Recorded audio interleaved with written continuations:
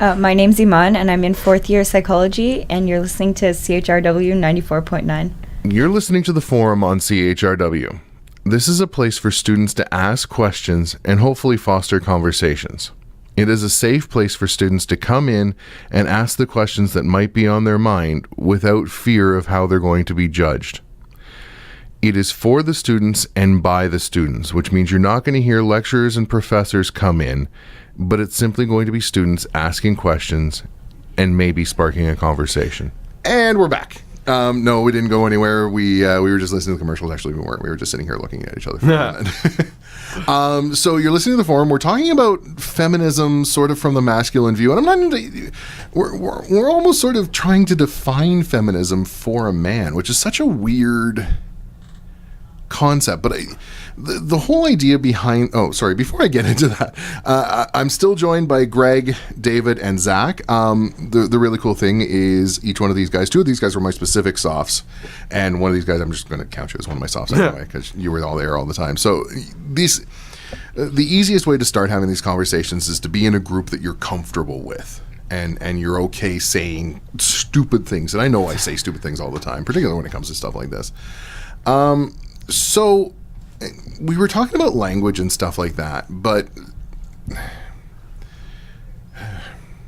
how to phrase this? Because I had problems phrasing it with Bianca and Athena as well. But the overall, when we first talked about it, when we talked about what feminism means, we talked about equality, but there's a definite female aspect to the word. So my question is, because of the overall negative connotation, particularly to males, with the word feminism and it driving away from the conversation, does feminism as a word need to exist? Or should it maybe evolve into something like equalism?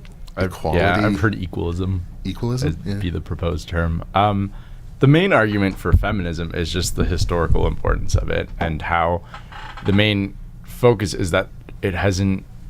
The feminist movement that started, way back when, hasn't died, and it's still those ideals that are still being stood for, and that's why the word is really important to some people to keep intact. But I'm not going to disagree with that. I actually agree that feminism should still be the word that we use, just because I do think it's important to keep that in mind and keep that initial integrity and kind of focus on what people are kind of fighting for and what oppression people are fighting against.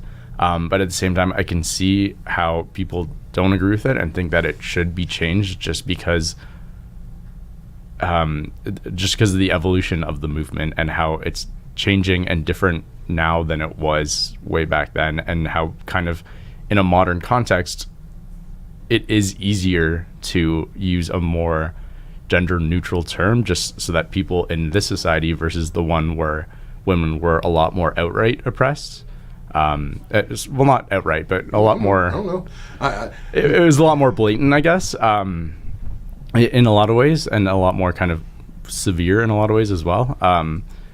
So for people in our society who kind of didn't live through that and don't really care about the history, it's easier for them to relate to. But I think part of the importance is just making them understand where the word feminism comes from and how the ideas of it represent equality, even though it has fem in the term, or fem in the word.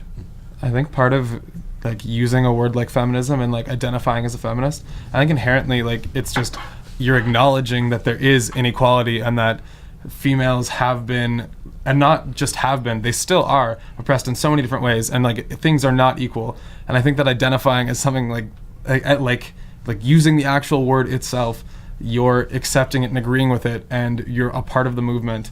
And I know it has changed in so many ways, but I think at its core values there still is not equality, and you need to keep that in mind when you're identifying as a feminist or saying that the word shouldn't be used anymore. And I think it's I think it really is an integral part of the movement itself. I think that saying I'm not comfortable calling myself a feminist because it has feminine, I feel like that's an insecurity a lot of men have, because they don't want to be portrayed as a radical feminist who man bashes or anything like that. But I don't think that's a reality in all circles, and I think that it's something that we can and should like think about trying to move past. Yeah, I would have to agree a lot with the things Zach just said. I think a lot of men, and this is just me, I think a lot of men don't realize that men can be feminists. And I think, kind of like what Greg was saying, I think that the reason why, or the fact that people still identify as feminists and that word still has meaning and significance goes to show that there is still a lot of inequality and inequity, I guess, among the genders in our society. And I hazard to say that it has gotten better and more equal over time. But clearly, there is still a lot of inequality between the genders. I mean, I'm sure we can all think of examples. And I think that until time progresses to the fact where or to the point where it gets more equal, I feel like that term will still exist. But at some point, it may morph into something that more people can easily identify with, like what Greg was saying, equalism.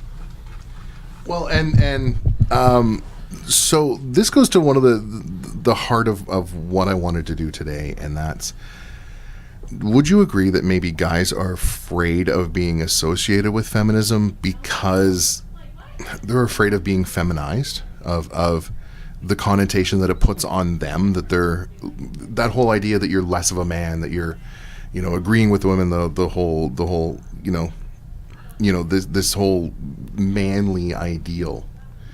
This is wishful thinking, but I would really like to hope not, just because it's so easy to defend yourself as a man who supports women. And if someone's saying that you're feminized for supporting women, it's really easy to turn around and be like, to kind It's half of all people. Exactly. It's half of all people. It's being a good human being. It's not like, I don't see how me trying to help out half of all people makes me any less of a man is a really easy argument to make. And I really hope that isn't the thing that's stopping a lot of men from kind of supporting feminism and saying they're feminists. But at the same time, I don't actually know if that is happening or not. No, I wholeheartedly agree with you, Greg. I absolutely. Yeah, there's three other guys in the room just like grinning from ear to ear at Greg because he just hit the four. There's another one in the background. He's not talking to us. Who are just grinning from ear to ear because Greg just hit the nail on the head on that one. You know, and personally, I hope that that's not the reason. But you have to admit, there's still that sort of schoolyard mentality when it comes to a lot of guys who are jerks.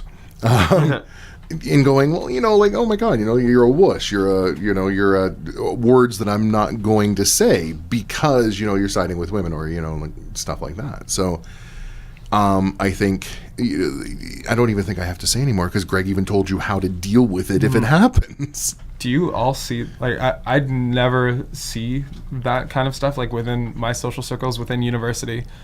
Do you see that? I think it's because we avoid those kinds of people. And that was probably a little more antagonistic than I meant it. No. But largely, I think the kinds of guys that have problems with that are the kind of guys that don't support equality in the way that they still want to be able to use and abuse women as they see fit. And that's where a lot of the problems are with the wrong type of guys whose mentalities we actually need to change. And so that's kind of why we don't see that as much, because largely I should hope that we avoid people like that. And I think, yeah, I agree with pretty much everything both Zach and Greg said. I think that another reason why maybe we don't see it as much is because, well, first of all, we're more mature, we're a little older, and I feel maybe this is, as people get older and a little more mature, it starts to fade away as people become, I guess, more reasonable and more logical. But I think in people who are slightly younger, so like high school kids, high school boys, I feel like it's a lot more prominent and a lot more openly expressed, the kind of disapproval and shunning in a sense of other boys, young men that support women and don't go along with the stereotypical masculine, manly identity. I just thought about something that Greg said. So having, or like, the people that don't identify as feminists and people that do avoid, or that we do avoid maybe that's part of the problem. The fact that we aren't there to have conversations like this with a lot of those people, or not just us in general, but like a lot of people aren't there to like explain, and maybe they're being called out when they ask a question or anything like that, and it turns them off of the idea right away. Yeah, I regretted that phrasing almost immediately. It was more. No, I get what you're saying. Yeah, it was just now like, I don't think that was actually what you meant. Yeah, I think yeah, that, but like just those words had a trigger with me. No, that's fair. But I actually, you said trigger. Pet peeve, sorry. A whole nother show. But I actually don't think you're wrong, Greg, because I don't think I'm wrong either. because we can actually say that people who think a lot alike and who are more predominantly progressive in their thinking tend to avoid the people who have extreme contrary opinions. Guys who work with the feminist movement, white people who work with the anti-race movement, things like that, tend to avoid going to Return of King rallies or KKK rallies or things like that. So the people who do hold on to those ideals, I'm using extreme examples, particularly with those two ones, because you're not going to change their opinion right off the bat, but you can marginalize them, get rid of them. But the guys who are in the schoolyards, the guys who are getting drunk at the Spoke and make the joke about go get me a sandwich, those are the guys that predominantly get avoided by other guys because, one, you don't agree with their ideals, and two, you don't want to be associated with them. So, while it was a bit harsh, I don't think you're wrong, Greg. I think that this is part of the problem. But at the same time, those aren't the only guys that are avoiding the conversation. Guys who do want to get into the conversation are avoiding the conversation. So my question is, how do we get them? How do we get us into the conversation?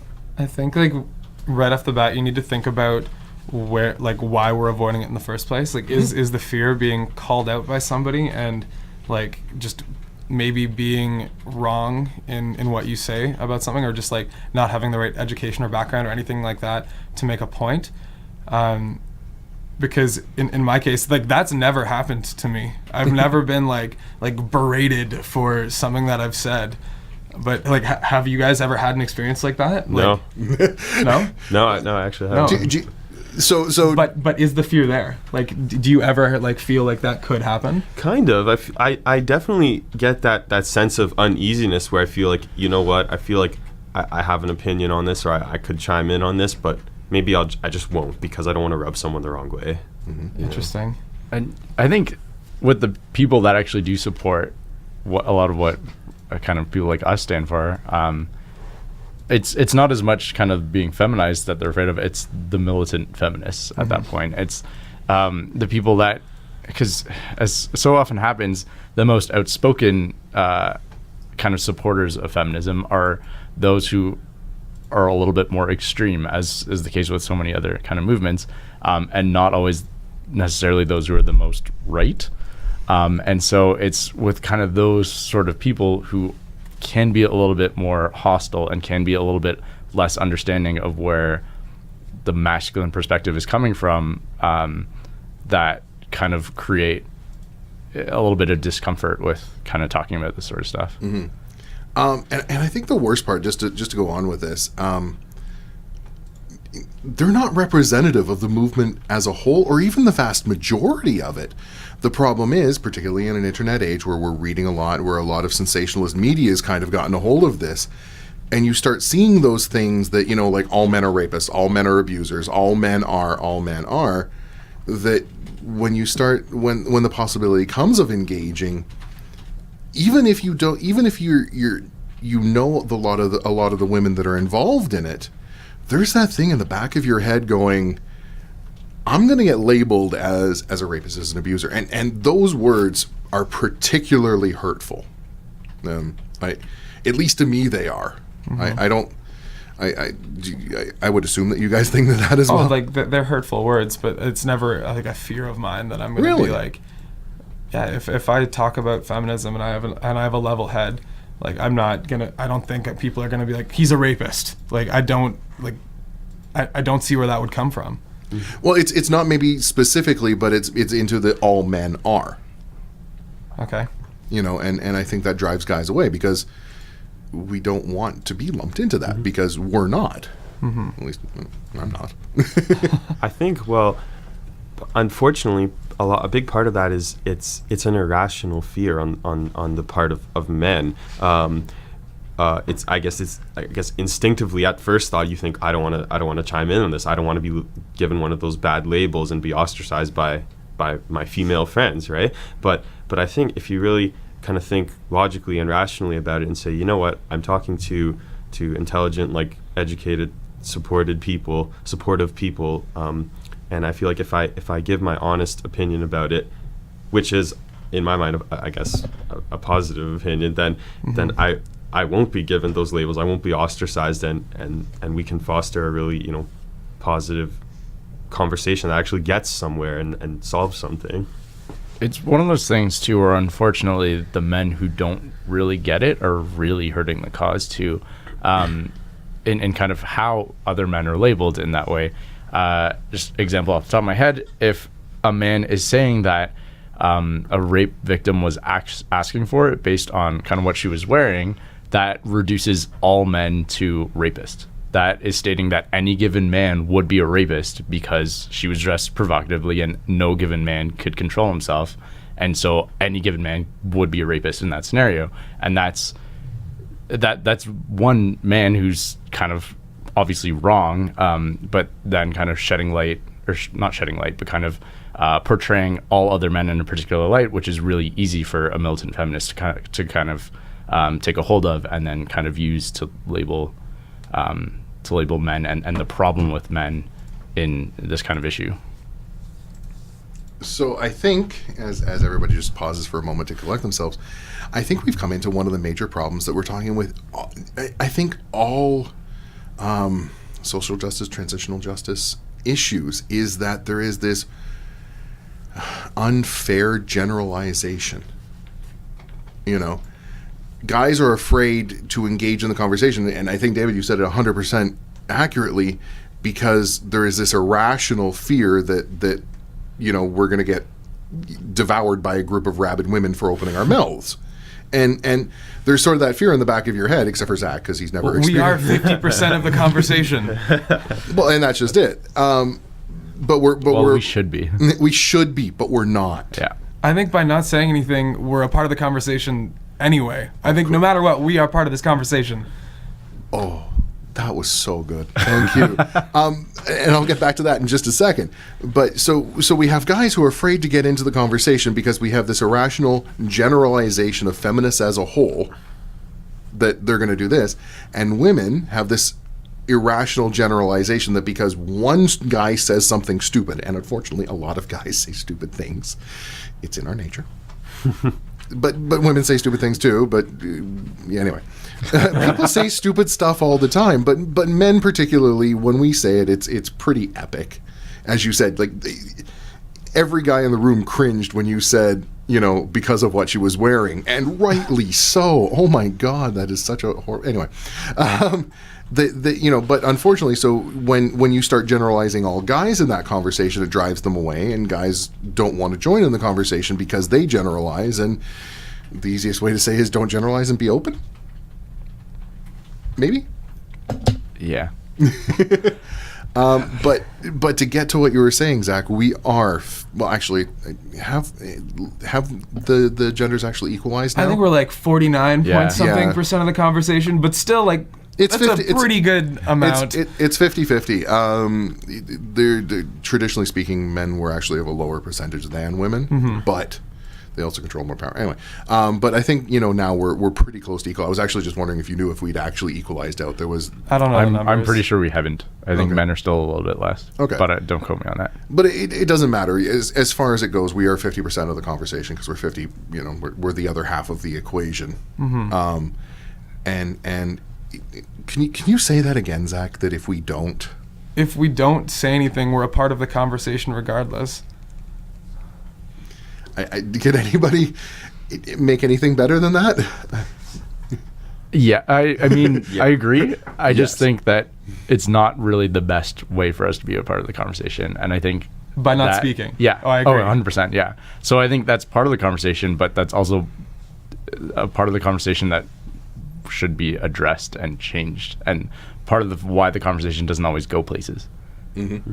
I think something to consider in terms of like expanding that conversation and bringing more people into the conversation is really thinking about and making it clear what everyone is trying to achieve. Like what are everyone's goals? What do feminists want to achieve? What does an ideal world look to them?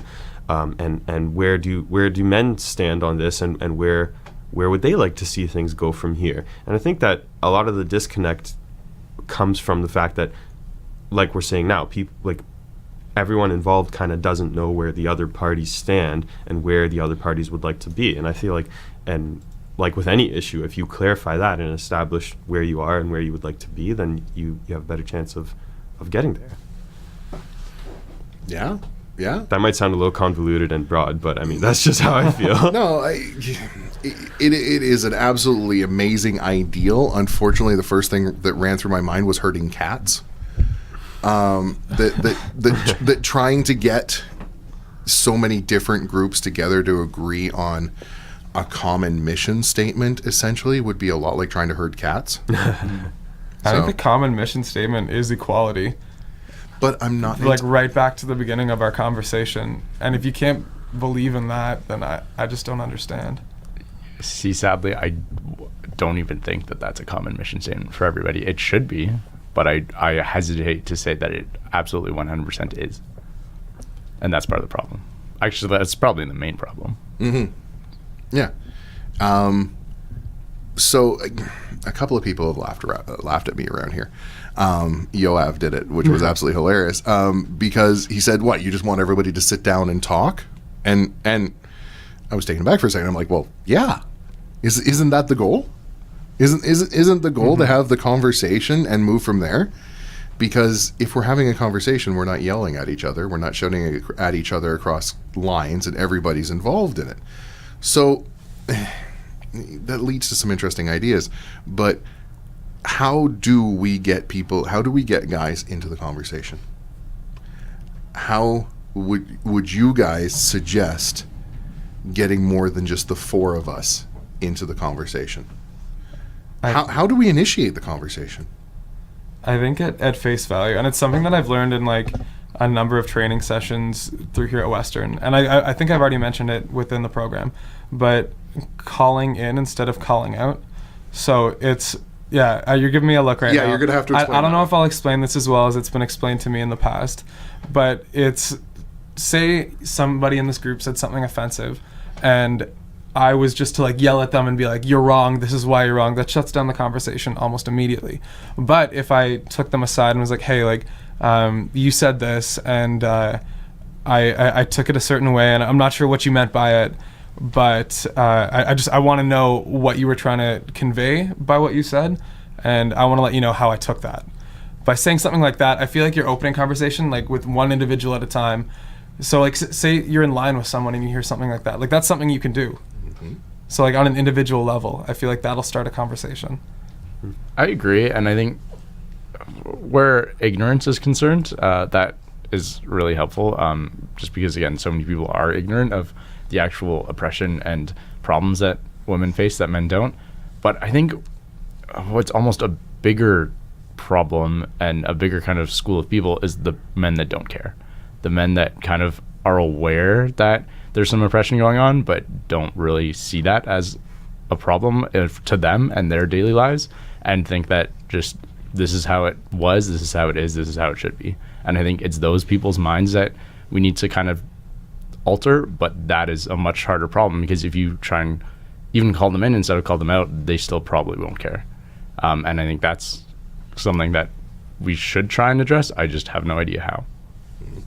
I think an interesting way, and again, forgive my overly idealistic opinions here. That's sounding like the common trend with everything I'm saying today. But I think a really good way to bring people in and get them to chime in on this is to make them think of an example in their own personal lives where it really occurred to them that, you know, this is really not right, or this is really unequal, or I really sense something's not going right here.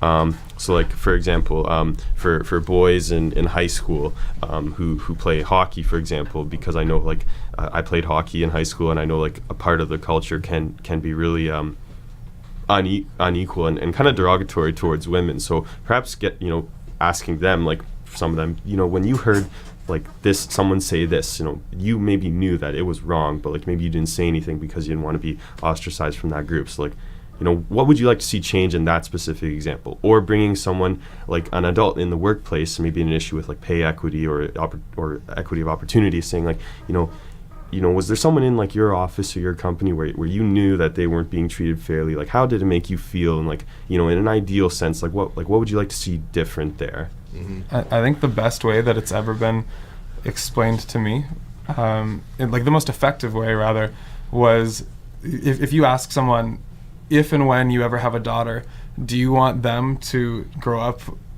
with unequal opportunities from the men around her, or do you want them to have just as many opportunities and just as much or just as bright a future as everybody else? Mm-hmm.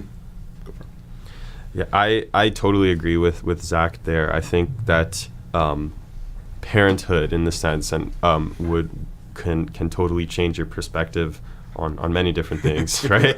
I mean, David, tell me, like, wow, you know, I'm sure you can verify that, but I feel like that's a question that the young men of today should be asking themselves, because in the future we may find ourselves in that position, and just imagining that you may have a daughter growing up, and would you want them to have the same opportunities? And I think any reasonable person would say yes. And maybe not even just imagining your future child, but anyone in your family, like your sister, your cousin, your niece, or something like that. You know, would you want, you know, what would you want for them, right?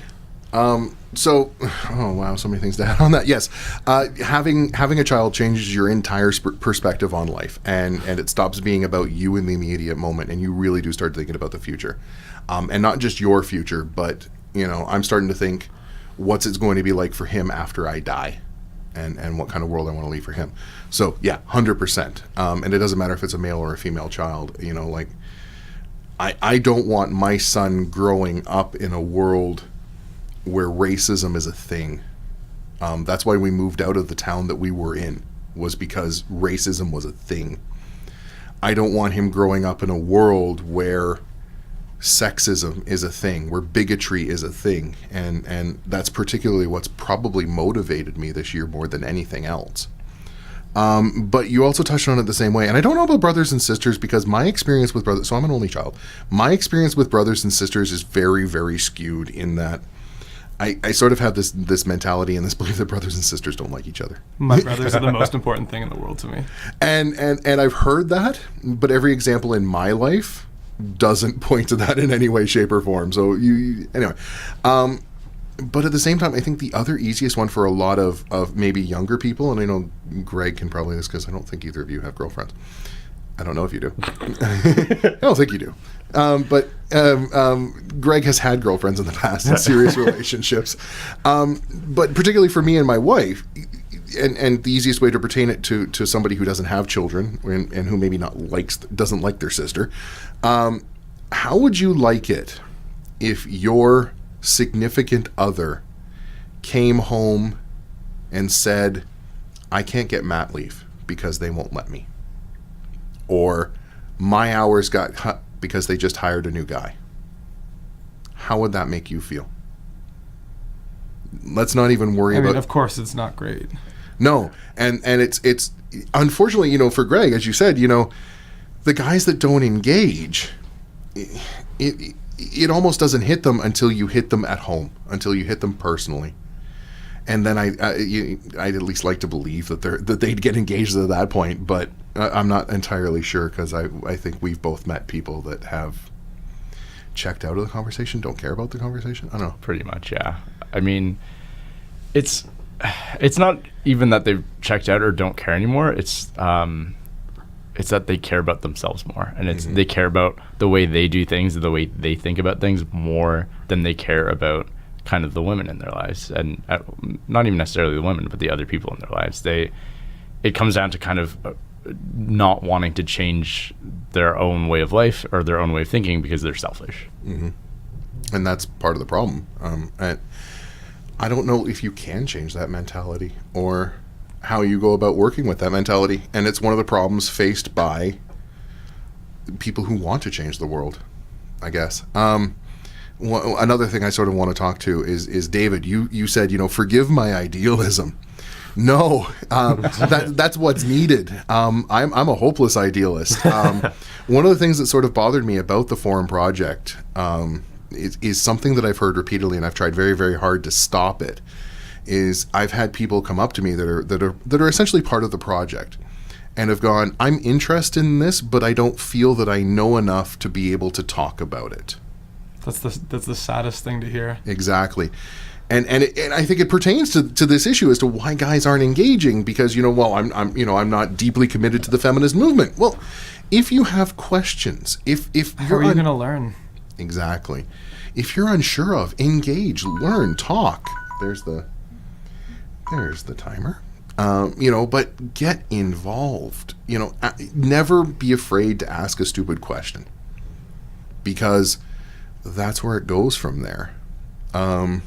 So, does anybody have anything else they want to say? Because I have one last thing that's going to wrap up to what Greg said, I think. Okay, nothing? Cool. Greg or David or one of you. Sorry, it wasn't you, Zach. Oh, man. Selfishness.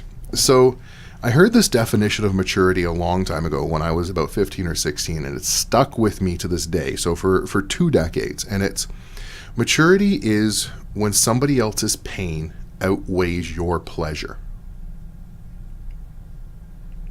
And I think that has helped form my things, and maybe it'll give some other people something to think about. Thank you guys so much for engaging in the conversation. This is incredibly important. The next thing we're going to do is what it should be, and that's men and women sitting down together and attempting to have a conversation. This has been The Forum. I'm David.